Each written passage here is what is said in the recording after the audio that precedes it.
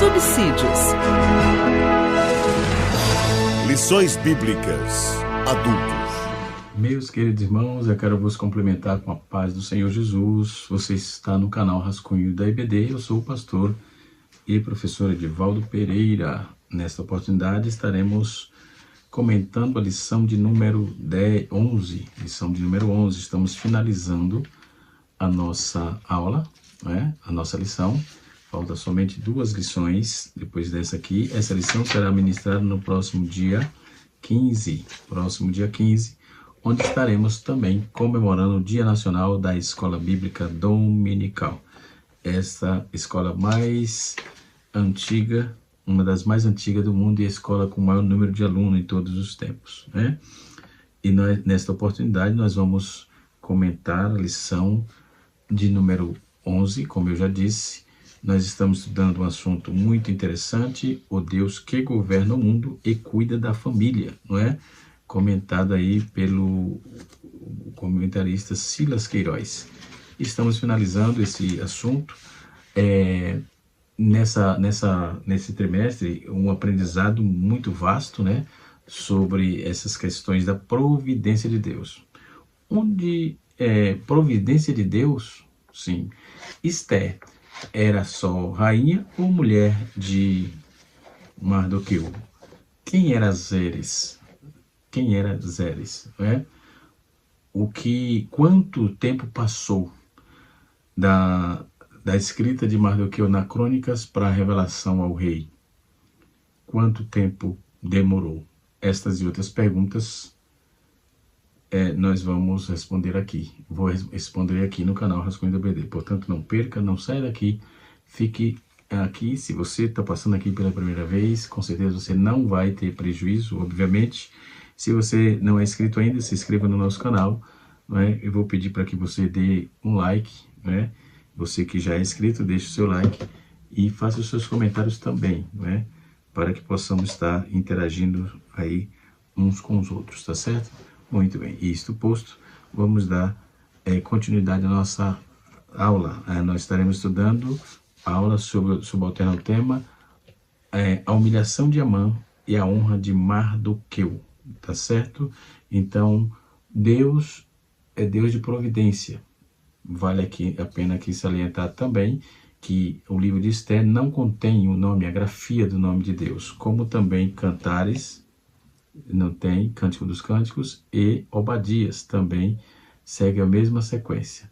Não tem aí o nome de Deus, esses livros. Porém, tem a ação de Deus o tempo todo, e nós vamos poder observar todo esse contexto da questão da provisão de Deus na vida do povo hebreu, principalmente ali naquela região. O texto áureo diz assim: E Amã tomou a veste e o cavalo e vestiu a Mardoqueu, e levou o cavalo pelas ruas da cidade, e apregoou diante dele. Assim se fará o homem de cuja honra o rei se agrada. Na lição passada, e nas lições passadas, nós estudamos toda a perseguição que Amã fez a Mardoqueu, ou Mordecai, como podemos ver, 5 anos se passou, Quem tinha denunciado isso, Bigthan e Teres, acabou sendo sucumbido, conforme está escrito no capítulo 6, verso 2, diz assim: E achou-se escrito que Mardoqueu havia denunciado, Bigthan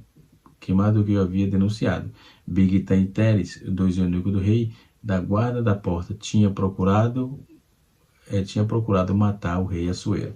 Esse Bigthan e Teres, Amã tinha observado isso, ou Mardoqueu, e acabou deixando escrito nas crônicas. Observe, 5 anos se passaram.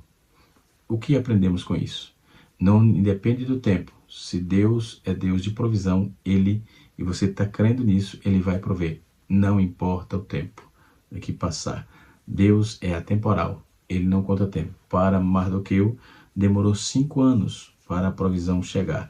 Mas chegou, e olha como chegou, No capítulo 1 do texto, nosso texto bíblico em classe está inserido em Esté capítulo 6, versículo de número 1 a 14, diz assim: naquela noite o rei perdeu o sono, e então ele mandou trazer o livro das memórias, das crônicas, e elas foram lidas na presença do rei. Né? O rei mandou trazer o livro nos tribunais, dentro da cultura, nos tribunais orientais, escribas, né? E oficiais, cujo o dever é manter o diário de cada ocorrência de grande nota, entendeu? E foi o que aconteceu. Tinha um diário ali, tinha uma nota posta naquele diário. É um livro desse tipo, repleto de anedotas e tal, e cheio de interesse, cheio de interesses também. Tem sido aí um costume dos reis orientais, né? Em todas as eras, por exemplo, frequentemente fazer com que os anais do rei sejam lidos por eles, né? Para eles, no caso, né? Então, recorre-se também não apenas como um passatempo, mas para passar o tédio de uma hora, enfim, mas como uma fonte de instrução também para o monarca, né?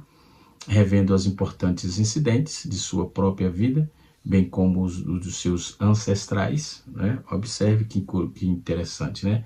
Não havia, portanto, nada de incomum neste monarca persa pedido o diário da corte.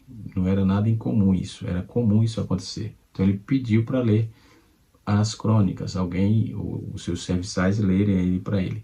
Mas ainda em sua incapacidade de dormir naquele momento, de forma particular, ele ordena que o livro fosse lido para ele, e sua atenção ter sido especialmente direcionado para o serviço importante e ainda não recompensado por Mordecai, né? Não havia nenhuma recompensa dada a Mordecai, pelo contrário, quando houve aquela ascensão de Amã aí intensificou toda a perseguição contra o povo judeu, principalmente Mordecai. E vamos ver que Esther era prima de Mordecai, e ela foi escolhida como rainha, né? Porém, vai aqui, eu falei no início do vídeo, na entrada, quem era Zeres? Zeres era esposa, propriamente dita, de Mardoqueu, ou de Assuero, aliás, de Assuero, né? Dando sequência aqui, quando não havia nenhuma recompensa entregue a Mardoqueu, porque ele tinha visto isso, e Teres e Bigtan planejavam matá-lo, né? E com que eles queriam matar? Há um documento chamado Targum, que diz que ele tinha um plano de colocar uma cobra venenosa, né, no copo que o rei bebia, né? Então eles queriam envenená-lo, né? Isso diz o Targum, mas essas curiosidades é interessante, tá certo? Então a interposição imediata da providência de Deus é distinta e visível, então não importa o tempo, vai acontecer. Nós vamos observar que Bigtan, ele aparece lá no capítulo 2, versículo 21 de Esté. Também aparece no capítulo 1, verso 10, né? E dentro do Targum, como eu disse, está escrito que o plano era para colocar uma cobra venenosa no copo do rei, que o rei bebia, né? E o versículo 3 assim: então disse o rei, que honra de condecoração se fez a Mardoqueu por isto. E os servos reis e servidos disseram: nada foi feito com ele. Isso já havia 5 anos, passados 5 anos, né? Chegou a hora da honra, chegou a hora da lembrança, chegou a hora de Deus honrar o seu povo, né? Então, que honra e condecoração? Não somos obrigados a supor que o rei Artaxerxes, ou seja, Assuero, tenha esquecido de fato do seu livramento, ou seja, a pessoa que salvou a sua vida. Ele não esqueceu, simplesmente não tinha passado ainda daquela parte, né, da escrita, pelo que vimos aqui. Então, quando vamos observar todo o texto e ler alguma coisa sobre os documentos antigos daqueles tempos que se passavam e as informações que temos, né, vamos observar que não havia esquecimento. O que havia é que ele não tinha passado por lá ainda, né? Mas era todo um plano de Deus, isso sabemos, né? Mas apenas ele não tinha lembrado da qual recompensa, se havia feito lá na Pérsia, havia uma lista dos que precisavam, que prestavam serviço ao rei, né? Havia uma lista disso, né? E assim uma ênfase especial foi dada ao ver e reconhecer a sua devoção, né? E o versículo 4 diz assim: então o rei disse, quem está no pátio? Pois Amã tinha vindo do pátio de fora da casa do rei para dizer ao rei que enforcasse. Ele foi lá falar para enforcar Amã. E foi quando ele estava chegando, o rei perguntou, quem está no pátio? Para dizer que aí Mardoqueu, ele foi avisar para o rei. Amã tinha vindo ao pátio para fora para dizer que ao rei que enforcasse a Mardoqueu, que a forca tinha já sido preparado para ele. Veja bem, Amã foi bem cedo, né? Esse costume é variável dos reis dos países lestes, daquelas regiões, né? E o reino, o Império Persa tinha cerca de 127 províncias, tinha 27 províncias, 127 províncias, e eles estavam ali, realizaram esses negócios, o sol aqueça, muitas ar livre. Então assim Amã provavelmente viria oficialmente para cuidar do seu dono, né? E dentro desse contexto, no versículo 5 diz assim, e os servos do rei lhe responderam, eis que Amã está no pátio, e o rei mandou que ele entrasse. Olha aí, né? O fato de Amã se encontrar sozinho na corte sugere que uma hora é uma hora incomum, quando nenhum dos seus cortesãos está presente, né? Vamos ver isso no versículo 4, conforme lemos aqui, que então o rei diz, quem está no pátio? Pois Amã tinha vindo ao pátio de fora da casa do rei para dizer ao rei que enforcasse, vinha fofocar, vinha trazer condenação a um inocente, né? Só porque ele não gostava do cidadão. Enfim, tenha cuidado com isso, né? Esse impulso vai virar para cima de você, essa conspiração. E o rei mandou que ele entrasse, ou seja, que ele fosse no quarto, né? Quando o versículo 6 diz assim, quando Amã entrou, ele perguntou, o que fará ao homem a quem o rei deseja honrar? Olha, ele pensou que era ele. Então Amã pensou em seu coração, a quem o rei desejará mais dar honra, que é a mim? Ou seja, ele estava mandando tudo, o rei já tinha otorgado direito a ele em várias situações, mas agora o rei queria saber o que havia sido feito com o benefício de Amã, de ter escrito e avisado que Bigtan-Teres queria o matar, queria exterminar o rei. Amã pensou que era ele que seria honrado, mas ele tinha esquecido, já tinha passado 5 anos, ele agora estava só perseguindo, né? Ao otorgar as fichas a seu favor, o rei da Pérsia não decide imediatamente, por vontade própria. Pelo contrário, ele determina o tipo de honra que será concedida, né? Diz o texto, e ele se volta para o cortesão que está próximo e perguntou o que deve ser feito ao indivíduo que prestou serviço especificado. De acordo com essa resposta recebida, o mandado real é emitido, certo?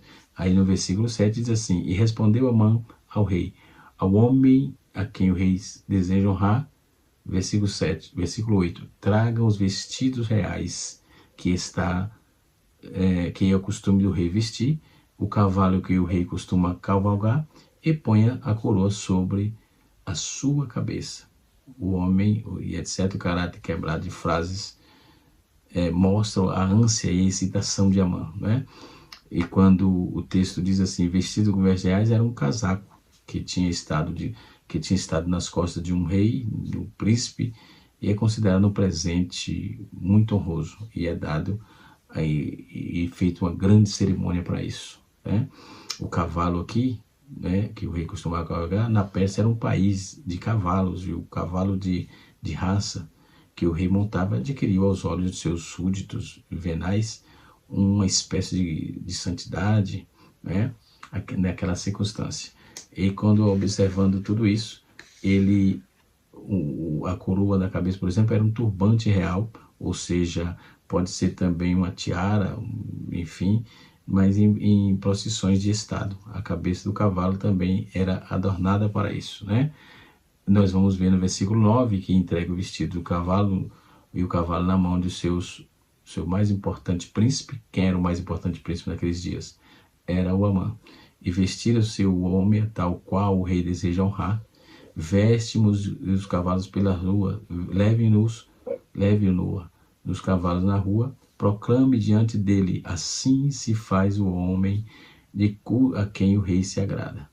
Aí o que ocorre? Nessa ocasião a grande pública, ocasiões grandes e públicas, o corcel, por exemplo, é real, é conduzido com o sujeito no alto dos principais, ou no caso aqui do Brasil é Rolls Royce, e assim sucessivamente.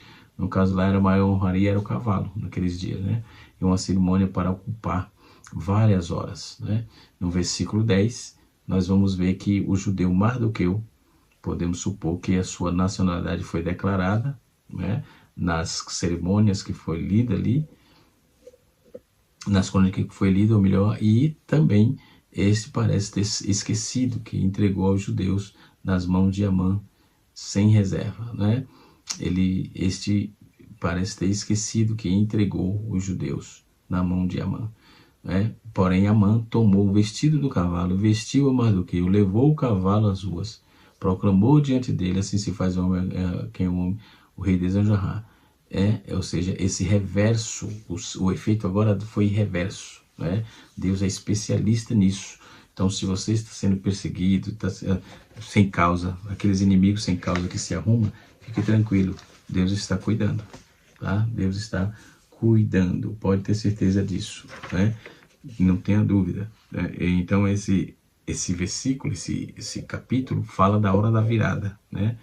Dentro desse capítulo, nós vamos observar uma série de eventos que indica a mão soberana, controladora de Deus em todos os quesitos, principalmente controlando todos os soberbos, né?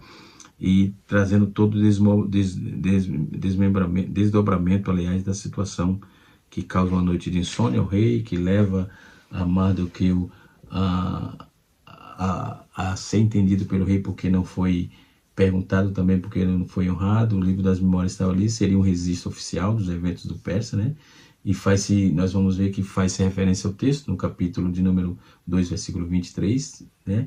Já em Esté, capítulo 10, verso 2 também fala, e em Esdras, capítulo 4, verso 15, também aponta aí, é mencionado um livro similar, né?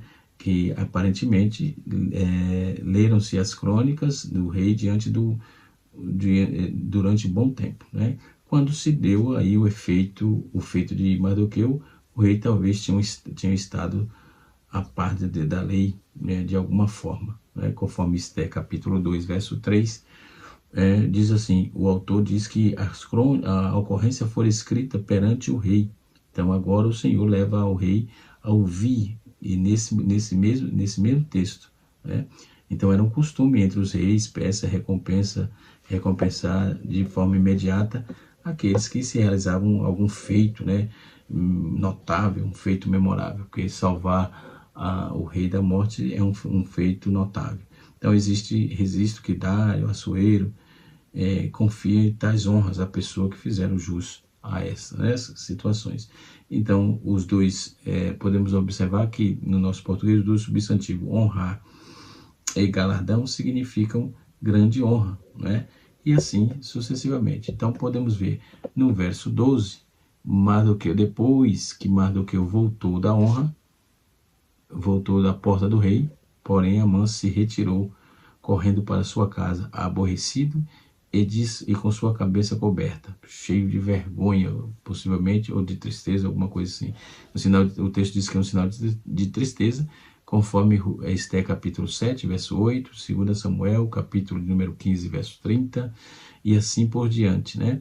Amã contou a sua mulher, né, Zeres, e a todos os seus amigos, né? No caso, Zeres aqui é esposa de Mardoqueu, de Amã, né, e não do rei Assuero, corrigindo aqui, né? Era esposa no versículo 13 está escrito assim: e Amã contou a sua mulher, Zeres, e a todos os seus amigos que tinha lhe acontecido.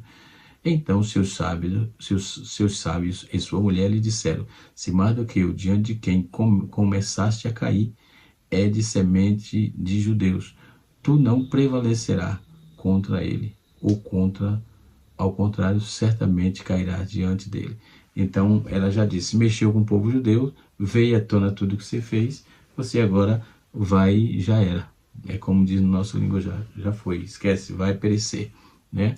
A palavra hebraica indica que um relato mais detalhado contou dentro de uma versão atualizada, ou seja, os sábios, conforme está escrito no capítulo 1, verso 13 de Esther, por este provavelmente se entende o mesmo daqueles que lançaram sorte, né? No capítulo 3, versículo número 7. Então, Mardoqueu diante de quem? O pronome relativo aí refere-se ao inimigo individual e não como a versão atualizada, a nação judaica em geral, né? Então, na verdade aí não era em geral, caiu diante dele, diante do seu inimigo pessoal que ele criou. Quem foi? Ele criou tinha o Mardoqueu como inimigo, o Amã tinha o Mardoqueu como inimigo, e a mulher dele você caiu diante dele, e se for com o povo, então o povo é judeu, você caiu diante deles, está escrito aqui no texto. E então sua mulher contou, então Amã contou a Zeres, sua esposa, e chamou seus amigos e que tinha lhe acontecido. Então os seus sábios e as mulheres disseram-lhe: se Mardoqueu, diante de quem começaste a cair, é de semente dos judeus, tu não prevalecerás. Glória a Deus. Mexeu com o povo de Deus, não é complicado. Vai ter dificuldade, né? Se Deus resolver, quando Deus resolve honrar, ele honra, e quem lhe caluniou, quem lhe depreciou, quem tentou vender a sua cabeça, pode ter certeza, você pode esperar. Espere que Deus vai honrar. Pode ter certeza. Isso aconteceu comigo, não faz muito tempo, tá? Muita perseguição, muito entregar a minha cabeça, venderam. Foi um negócio depreciativo, um negócio maligno, né? E não quero aqui sobrepujar sobre aqueles que padeceram, mas esses que fizeram isso, um monte de gente mentiram com respeito à minha pessoa e acabou tendo dificuldade, né? Fique tranquilo, fique plantado no seu lugar. A melhor coisa para fazer na hora que você estiver aflito, na hora que estiver sendo perseguido, é ficar em silêncio. Ponto. Espere o resultado. Cabe o ônus da prova, quem acusa. Está no direito isso aí, tá? Se considerarmos que Amã como um descendente de Agag, né? Conforme o capítulo 3, versículo 1 de Esther, o escritor provavelmente está se referindo à passagem que indica um destino de Amaleque, quando confrontado com Israel, ser derrotado no conflito e tal. Êxodo capítulo 17, verso 16, Números 24, versículo 20 e Deuteronômio capítulo 25, versículo 17. Né? No versículo 14, fechando a leitura, diz assim o texto: enquanto eles ainda estavam falando com ele, os eunucos do rei chegaram apressados para levar Amã ao banquete que havia preparado. Né? Esther planejou tudo, preparou um banquete, além do convite para o entretenimento, uma mensagem sempre enviada aos convidados, imediatamente no dia e da honra, marcados, né, para anunciar que todas as coisas estão prontas. E ele recebeu a mensagem: vai participar do banquete. Dali, a situação ficou ruim para ele, né? E assim sucessivamente. Então, quando vamos observar isso, no versículo 10, é uma curiosidade interessante aqui, o termo judeu é derivado de Judá, que começou a ser usado durante o exílio, porque as pessoas eram originárias principalmente do reino de Judá, o reino do sul. Mardoqueu ser glorificado no lugar de Amã, que tramara a destruição dele, né? Então Deus trabalhou em favor de Mordecai ou Mardoqueu. A questão da persistência, da sobrevivência dos judeus, a razão desse texto no capítulo 4, capítulo 6, verso 13, nos diz assim, que o texto, versículo 13, diz assim: e Amã contou a sua mulher. né? Nós vamos ver que essa questão de persistência e sobrevivência do povo judeu, a esposa e os amigos de Amã disseram que ele, a quem não prevalecia, ou seja, devido à sua ascendência de judia, de Mardoqueu, a escolha da palavra aqui em hebraico é bastante forte, né? É um sentido de que Amã cairá com toda a certeza. Então, ela já tinha convicção disso. Você não vai passar dessa, né? O papel dos eunucos ali, os mensageiros reais, é novamente retratado dentro desse versículo, e nós vamos ver isso em Ester, capítulo 1, versículo 10 também. É relatado um papel importante, que foram eles que vieram apressadamente a buscar Amã para levá-lo ao banquete. Lá era o banquete da derrota dele. Pode ter certeza. Lá era o banquete que ninguém, que ele não poderia ter ido. Mas não tinha jeito, já estava tudo agendado. E ali, em vez da honra que ele esperava, ele teve que honrar alguém que ele humilhou. Deus está cuidando disso se alguém te humilhou alguma vez na vida. Pode ter certeza disso, não é? Amã é chamado para o banquete. Tópico de número 2. A lição é dividida em 3 tópicos. O tópico número 1 fala sobre o rei se lembrar da ação de Mardoqueu, já falamos sobre isso. E agora o Naamã é chamado para o banquete. É um ato de justiça.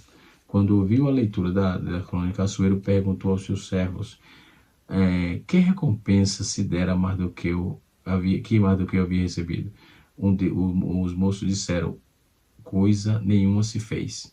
E responderam, está escrito em Ester capítulo 6, versículo 3, diz assim, a maneira direta de que se referiu ao nome de Mardoqueu demonstra que Assuero conhecia bem, certo? Ele já via, conforme no capítulo 2, não é? Versículo 23, parece. Capítulo 3, versículo 23. Capítulo 2, versículo 23. Ele já tinha noção disso. Logo ele se interessou em recompensá-lo, mas ainda não sabia como. Aí perguntou, então quem entrava no pátio, que era Mardoqueu, que buscava uma oportunidade para pedir ao rei para que enforcasse a Mardoqueu. Então aquilo que ele estava buscando veio totalmente uma reversão, né? A persuasão, a autoconfiança, então trouxe um êxtase a ele, a resposta do rei, que ele pensava que era para beneficiar ele. No capítulo 3, verso 6, ele levou a esquecer a Mardoqueu, a força que havia preparado, a forca que Amã havia preparado, precisava de afagos, né, do seu ego para sobreviver. Então, um quadro realmente doentio, presume-se digno de honra, de manifestação. Tem muita gente vivendo assim, achando que é alguma coisa e achando que quer honra. E a coisa vira, pode ter certeza. Esse terrível sentimento é nutrido originalmente pelo inimigo, né, pelo diabo, possivelmente. Capítulo 14, verso 13 e 14 de Isaías, né? Nós vamos ver também o devido lugar da honra. O que se fará ao homem cuja honra se agrada? Perguntou o rei, e Amã sugeriu que esse homem fosse vestido com veste real, montasse no cavalo real. Isso já dizemos também. Então ele sugeriu as melhores coisas. Pois é, ele disse, então faça isso com o judeu Mardoqueu. Bendito seja o nome de Jesus. Aí nós temos o tópico número 3, que nos fala assim, a síndrome de imperador. A soberba de Amã, quando fez questão ao rei, fez a sua sugestão ao rei, aliás, imaginando que a honra seria para ele, né? E revelou a síndrome de um imperador, e ele queria roupa de rei, cavalo de rei, coroa de rei. Atualmente tem sido identificado crianças e adolescentes com síndrome de imperador. São egocêntricos, reinam dentro e fora de casa, ditam regras, exigem que querem sem correção. Os filhos, né, podem crescer com a mão cheio de soberba, presunção. Deus quer nos dar famílias saudáveis. Nosso papel é exercer o amor, né? Um mau prenúncio, né? Nós vamos ver aqui. Amã chegou em casa arrasado e contou a sua mulher e amigos que havia acontecido. Que frustração, que decepção. A arrogância pode levar você a isso. Literalmente, Não seja arrogante, você não é maior que ninguém. Você pode estar numa posição interessante, então quanto maior a sua posição, menor é o seu ego. Pode ter certeza, isso não tem acontecido. Quando o cara sobe numa folha de papel, ele acha que ele já é o dono da cocada preta. Nem cocada ele tem, imagine cor, não é? E assim sucessivamente. Isso é um perigo, né, que tem levado muitos à bancarrota ainda nos dias de hoje. Aí ele ouve a declaração da mulher, e a declaração da mulher dele, da Zeres, indica que ele conhecia a história, que Amã amigo de Amã, indica que conhecia a história dos judeus, né? Um povo que se havia sobrevivido a muito sofrimento e ameaça. Então, era mau pronúncio para Amã. A mulher disse a ele: se mais do que eu diante de quem caíste, né, já começaste a cair, ele é da semente dos judeus, não prevalecerá contra ele. Bendito seja Deus. Você é crente, serve ao Senhor, é da semente do Filho de Deus, ninguém prevalecerá sobre você. Glória a Deus, né? E nós podemos observar que essa proposta de Deus para a vida de Esther, né? essa bênção, essa provisão de Deus para a vida dos judeus, aliás, trouxe a eles um grande alívio, né? Nós vamos ver um comentário chamado Rodman Williams, né, no seu comentário. Ele vai falar sobre a providência. Ele diz que a providência pode ser definida como cuidar de Deus como seu provisor, com gratidão, com o guardião, não é? E Deus é um guardião da criação, de toda a sua criação. Essa atividade é tão vital que Deus às vezes denomina providência, mas as Escrituras a designa como antiga, com uma designação antiga, em lugar de o Senhor proverá, pois ali Deus proveu um carneiro para Abraão, no lugar do sacrifício do seu filho Isaque. A provisão divina é mais do que, é muito mais do que só um cuidado geral. Deus tem, por sua criação, com certeza, fatores exuberantes, grandes, provisões e assim sucessivamente. Uma coisa é certa: a lei da semeadura não falha. Se Amã semeou, ele colheu, né? Se você colhe bênção, não tem como recolher, você colher maldição. Que Deus em Cristo nos ajude. Se Deus em Cristo nos abençoe. Se você plantou maldição, perseguição a alguém, pode ter certeza, vai recair sobre você. A lei da semeadura é sine qua non, não falta. Canal Rascunho DVD, ensinando para transformar vidas.